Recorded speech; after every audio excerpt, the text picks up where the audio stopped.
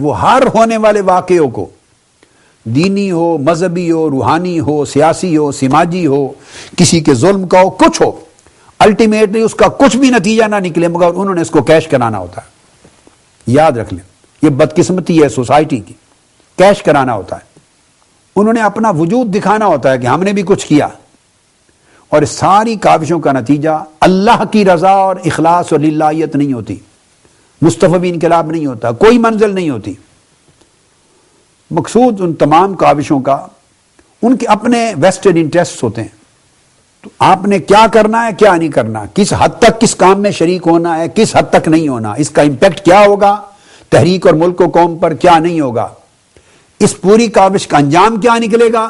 وہ اس کے بعد لوگ اتنے ڈھیٹ ہو گئے ہیں کہ کر آ کے گھر بیٹھ جاتے ہیں، مہینے کے بعد پھر نکل آتے ہیں منہ جھاڑ جھوڑ کے، تو پوچھتا ہی کوئی نہیں اس ملک میں انہیں کہ تم نے مہینے 2 مہینے پہلے یہ کہا تھا، یہ کیا تھا، اب اس کا کیا بنا۔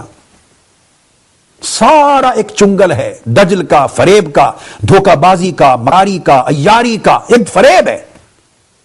مذہبی شکل لباس والا آدمی بھی وہی کام کرتا ہے اور داڑھی مڈا آدمی بھی وہی کام کرتا ہے۔ کارکن کی حیثیت سے آپ کو خود ڈیسیژن لینا ہے، اتنا شعور پیدا کریں کہ تحریک کے لیے، ملک و قوم کے لیے آپ کے فہم میں کیا درست ہے، کیا نادرست ہے۔ دیکھا دیکھی، روا نہیں۔ اور اس کا طریقہ یہ ہے کہ جو کام کریں شعور کے ساتھ ہو اور للہیت کے ساتھ ہو۔ ہر شخص جس عمل میں بھی مصروف ہے، مشغول ہے، وہ اپنا مطمع نظر اخلاص اور للہیت کو بنا لے۔ یہ سنت انبیاء ہے، للہیت۔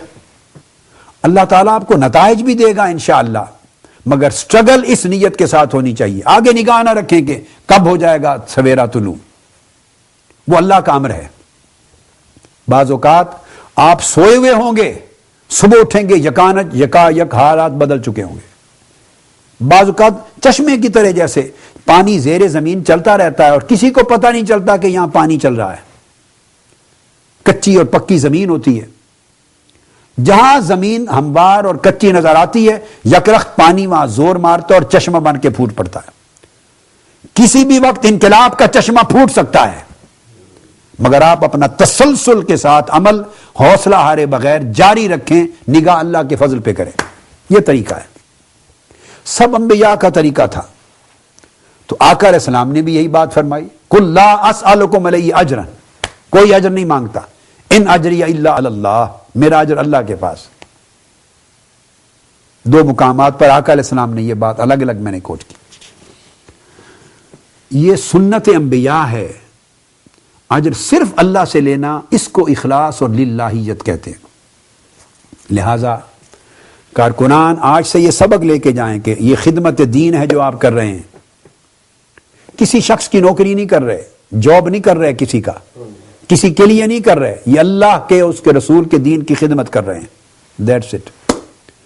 وہ رسول جن کے ہم غلام ہیں وہ ہمارے مالک ہیں، وہ اللہ جن کے ہم بندے ہیں وہ ہمارا خالق ہے۔ تو خدمت دین کریں لوجہ اللہ، تحریک سے تعلق رکھیں لوجہ اللہ۔ ایسا نہ ہو کہ آپس میں 2 کی لڑائی ہو تو ایک آدمی تحریک کی میٹنگ ہی چھوڑ جائے، استعفیٰ دے دے۔ جد و جہد کریں لوجہ اللہ، ہر قسم کی اثار و قربانی لوجہ اللہ، دعوت و تربیت پر محنت کریں لوجہ اللہ۔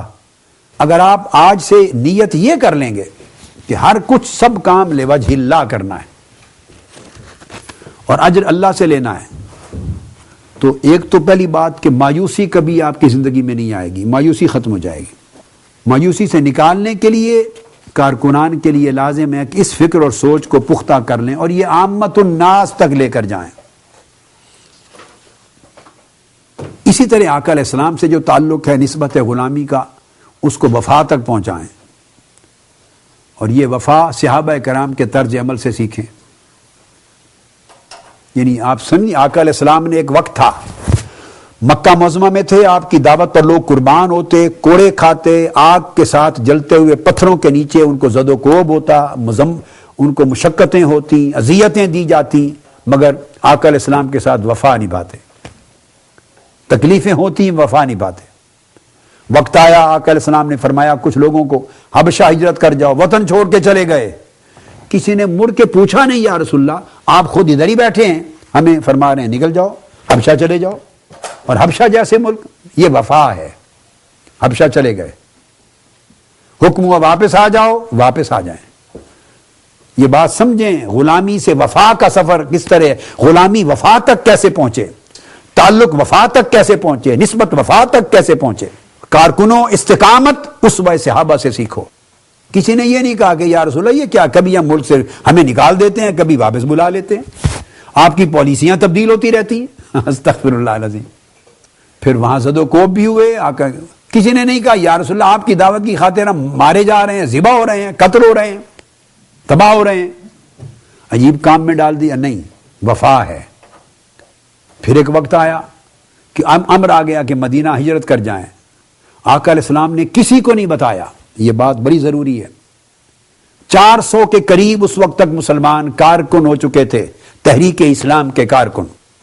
13 سال میں اگر 10 لاکھ کی آبادی میں 400 بندے بنے ہیں تو پھر بقایا، اور عمر آپ کی 53 برس ہو گئی ہے، تو یہ تحریک کب کامیاب ہوگی؟ نہیں، یہ بات بڑی ضروری ہے آپ کے سمجھنے کے لیے۔ بھئی کامیابی کا وقت آیا تو آقا علیہ السلام کی وصال مبارک سے صرف 2 سال پہلے فتح ہو گئی مکہ، جسٹ 2 years before۔ آخری 2 سالوں میں یکلخت حالات پلٹ گئے۔ اس سے پہلے دفاع پر ہی رہے، ایڈوانسمنٹ نہیں ہوئی، نو ایڈوانسمنٹ، جسٹ ڈیفینس۔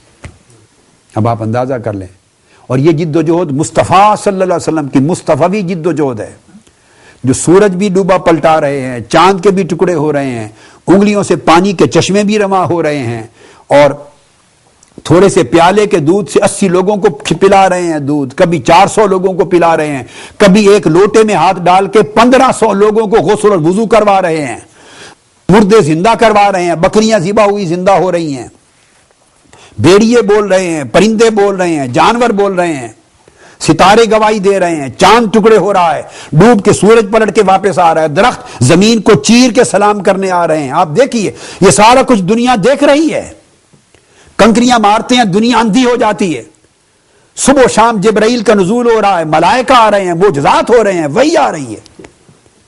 اندازہ کریں اتنے بڑے عظیم معجزات کے ساتھ قرآن کی وحی آ رہی ہے، مگر 23 برس کی سٹرگل ہے، 21 برس صرف ڈیفنس پہ رہے۔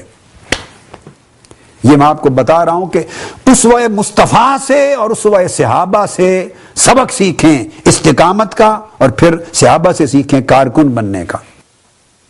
یہ چھوڑ دیں کہ یہ کب ہوگا، یہ کیا ہوگا۔ جو لوگ آپ کو ان چکروں میں ڈالتا ہے وہ شخص کچا ہے، ناپختہ ہے، کنفیوزڈ ہے، وہ نہ کارکن بنا ہے، نہ اس کے پاس کلیئر ہیڈڈنس ہے، نہ کلیئر مائنڈڈنس ہے، نہ کلیئرٹی آف تھاٹ ہے، یہ جسٹ کنفیوزڈ، اس کو پتہ ہی نہیں انقلاب کیا ہوتا ہے۔ ایسی مت باتیں کریں اپنے حلقوں میں، یہ ایک طویل سفر ہے۔ اب 61 برس عمر مبارک ہو گئی تھی آقا علیہ السلام کی، 61 برس، اور ڈیفنس ہی ڈیفنس پر تھے۔ اب ایک بات آپ کو نکتہ بتاتا ہوں، تو فتح مکہ کیسے ہوا، جو چینج آ گئی، انقلاب آ گیا، اور حجت الوداع کا خطبہ ہوا۔ آخری 2 سالوں میں صرف وہ تبدیلی بھی کیسے ہوئی۔ آقا علیہ الصلوۃ والسلام تو حدیبیہ میں 10 سال تک جنگ نہ کرنے کا پیکٹ کر کے آئے تھے، ایگریمنٹ کر کے آئے تھے۔ وہ تو 1 سال کے بعد کفار مکہ نے اس معاہدہ حدیبیہ کو توڑ دیا، جس کی وجہ سے کوئی ذمہ داری نہ رہی، اور سورہ برات نازل ہوئی، براءۃ من اللہ ورسولہ، کہ معاہدہ انہوں نے توڑ دیا، اب اس کی پابندی نہیں رہی اللہ رسول پر اور امت پر اور حضور پر صلی اللہ علیہ وسلم، تو فری ہینڈ مل گیا۔ آپ ایک لمحے کے لیے سوچئے، بالفرض قریش مکہ معاہدہ نہ توڑتے، سن 7 ہجری میں معاہدہ نہ توڑتے، تو آقا علیہ الصلوۃ والسلام تو ایز پر ایگریمنٹ معاہدہ حدیبیہ کے تحت تو 10 سال تک مکہ پہ حملہ نہیں کر سکتے تھے، جنگ ہی نہیں کر سکتے تھے، اور نہ ایک دوسرے کے کسی حلیف پر